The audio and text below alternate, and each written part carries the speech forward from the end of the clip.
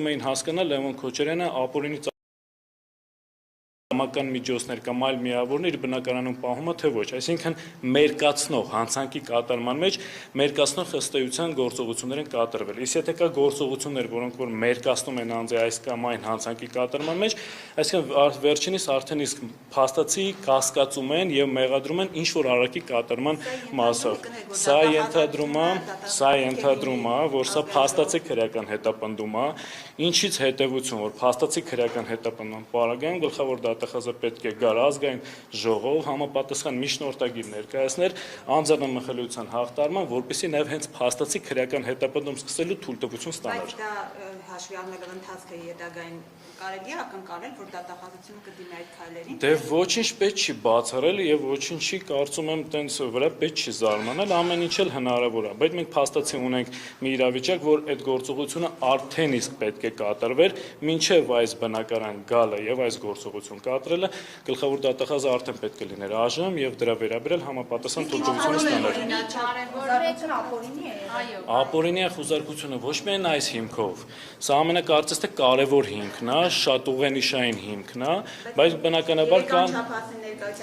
Սա մեկ այլ առհասարակ երևույթ է։ Բնականաբար խուզարկությունը կատարման ընթացքի վերաբերյալ, որպես այնպիսի ինչ-որ ագրեսիվ գործողություններ չեն կատարվել, պետք է հանուն արդարության սրա մասին նշեմ, բայց պետք է նաև հաշվի առնենք հետևյալ իրավիճակը, որ Լևոն Քոչարյանի 1 մանկահաս եւ 2 անչափահաս երեխաները գտնվում էին տանը, եւ ես կարծում եմ, որ նման այսպես ասած դիմակավորված անձանց օժանդակությամբ եւ միջոցով այս գործողության կատարման անհրաժեշտությունը առհասարակ չկար։ Տիկին Սողան, դուք սկզբում եք Սկզբից էլ ներկա եմ եղել, ուզում եմ մի կարևոր շեշտադրում անել, որ իհարկե ամբողջ բովանդակություն չեմ կարող բացահայտել, բայց շատ պատահական ճակերտավոր զուգադիպություն է, որ քննիչը որոշել է միջնորդությունը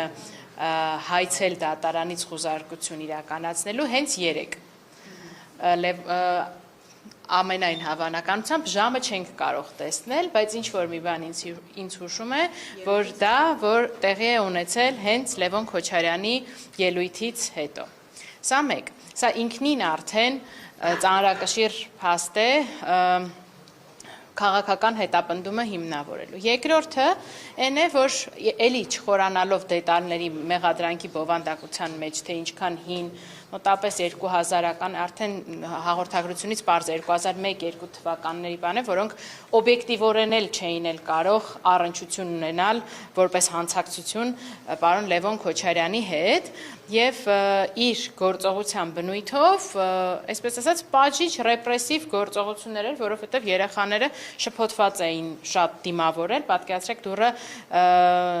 Ռոբերտ Քոչարյան կրտսերն է բացել ու ասենց ասում էր Էս ինչ են անում ես մարդիկ էստեղ, Լևոնի կինն էլ փորձում էր փոքրիկին բացատրել, որ չգիտեմ, հնարավոր է Սպայդերմենն է եկել, այո, շփոթված են, հա, այդուհանդերձ ես նաև արձանագրեցի էլ, որ ինձ համար իրավաչափության տեսակետից, նաև այս շոուները կազմակերպելու տեսակետից բացարձակ արդարացված չի կարող համարվել ԱԱԾ ալֆա ջոկատի ներկայությունը այստեղ։ Նույնիսկ մանկահասակ երեխան եկել ինձ ասում է, բայց ես գիտեմ, որ այս տեսակ ջոկատայինները պետք է ինչ-որ ահաբեկիչների մոտ գնան, ինչ-որ զինված մարդկանց մոտ, մեր տուն ինչի են եկել։ Լավ, վարույթն իրականացնող մարմինը ասում է, որ բայց իրենք չեն մասնակցել գործողությանը, էլի իրենց ներկայությունը, այդ դիմակավորված ներկայությունը ամեն դեպքում ազդեցություն է երեխաների եւ առհասարակ մարդկանց հարևանների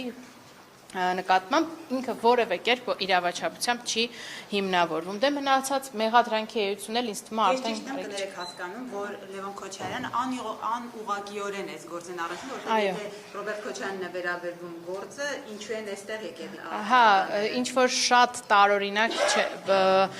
փորձել են շղթակապել, թե ինչ կապ կարող է ունենալ, վստահ եմ, որ եթե անաչառ դատարան լինի, այս խուզարկության որոշումը բացարձակ ապօրինի է ճանաչվելու, որովհետև մոտավորապես 20 տարվա տարբերության մեջ մոտավորապես լոգիկան հետևյալ է, 20 տարի, 25 տարի առաջ եղել են ինչ-որ գործողություններ, ինչ-որ տարածքներ են ապօրինի օտարվել, այնտեղից ինչ-որ ենթադրաբար ապօրինի գույք է ձևավորվել, այդ գույքը